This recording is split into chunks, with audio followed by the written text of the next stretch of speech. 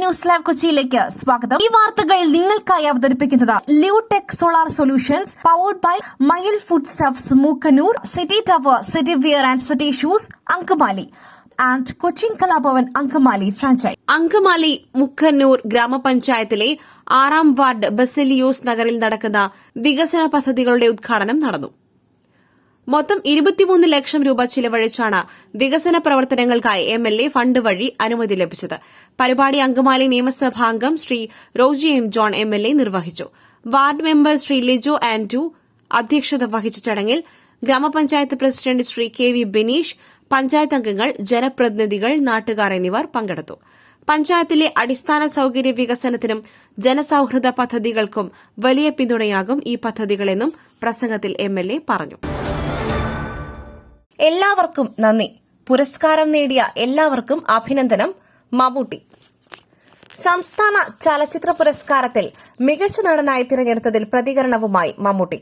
എല്ലാവർക്കും നന്ദിയെന്നും പുരസ്കാരം നേടിയ എല്ലാവർക്കും അഭിനന്ദനങ്ങൾ അറിയിക്കുന്നതായും മമ്മൂട്ടി പറഞ്ഞു. ബ്രഹ്മയുഗത്തിലെ പ്രകടനത്തിനാണ് മമ്മൂട്ടിയെ പുരസ്കാര നേട്ടത്തിൽ എത്തിച്ചത്.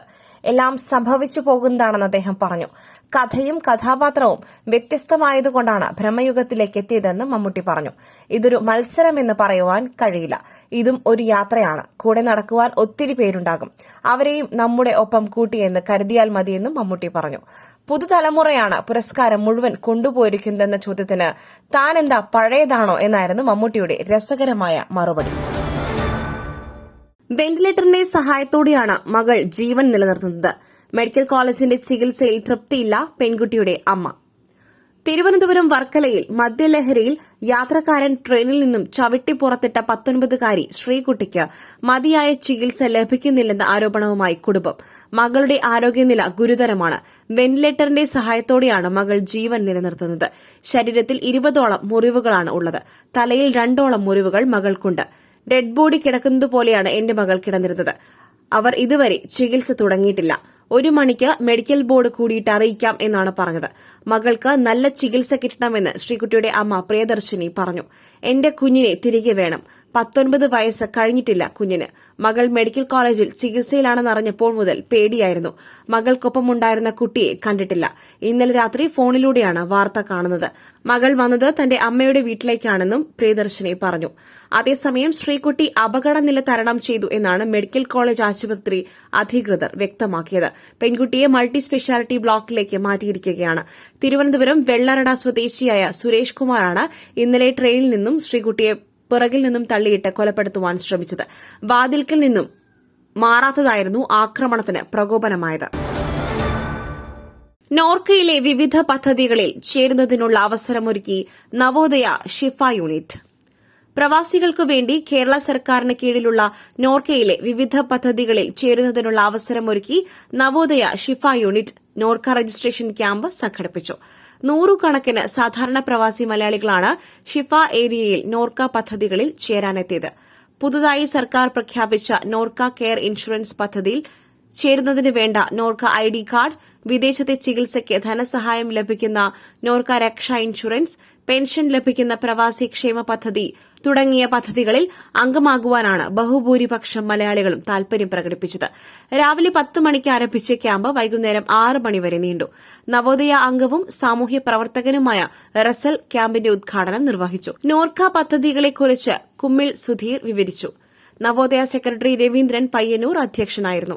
പ്രസിഡന്റ് വിക്രമലാൽ ആശംസകൾ അർപ്പിച്ചു.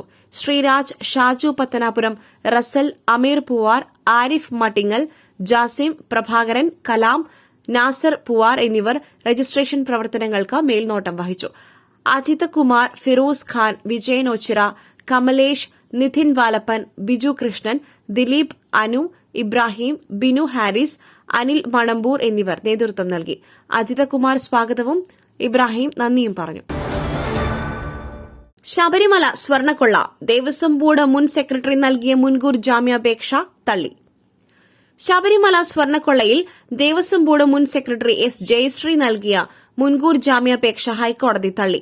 സെഷൻസ് കോടതിയെ സമീപിക്കുവാൻ ഹർജിക്കാരിക്ക് നിർദ്ദേശം നൽകി. അസാധാരണ സാഹചര്യത്തിൽ മാത്രമേ ഹൈക്കോടതി മുൻകൂർ ജാമ്യാപേക്ഷ പരിഗണിക്കൂ എന്നും കോടതി അറിയിച്ചു. നിരപരാധിയാണെന്നും ഒരു തരത്തിലുമുള്ള ക്രമക്കേടുകളും നടത്തിയിട്ടില്ല എന്നുമായിരുന്നു മുൻകൂർ ജാമ്യാപേക്ഷയിൽ ജയശ്രീ വാദിച്ചത്. ആരോഗ്യസ്ഥിതി മോശമെന്നും ഹർജിയിൽ പറഞ്ഞിരുന്നു. ശബരിമല സ്വർണ്ണക്കൊള്ള കേസിലെ 4ാം പ്രതിയാണ് ജയശ്രീ. കേസിലെ എഫ്ഐആറിൽ തനിക്കെതിരായി ചുമത്തിയിരിക്കുന്ന കുറ്റങ്ങൾ തെറ്റാണെന്നും ഹർജിയിൽ ജയശ്രീ പറഞ്ഞിരുന്നു. 2019 ദ്വാരപാലക ശില്പത്തിലെ പാളികൾ ഉണ്ണികൃഷ്ണൻ പോറ്റിക്ക് കൈമാറുവാൻ ഉത്തരവിട്ടത് ജയശ്രീയാണെന്നാണ് പ്രത്യേക അന്വേഷണ ഏജൻസിയുടെ കണ്ടെത്തൽ. 2017 മുതൽ 2019 വരെയായിരുന്നു ജയശ്രീ ദേവസ്വം ബോർഡ് സെക്രട്ടറിയായി പ്രവർത്തിച്ചത്. 2020 തിരുവാഭരണ കമ്മീഷനായും പ്രവർത്തിച്ചിരുന്നു. പുട്ടു രുചികരമാവണമെങ്കിൽ മയിലിന്റെ പുട്ടുപൊടി തന്നെ വേണം.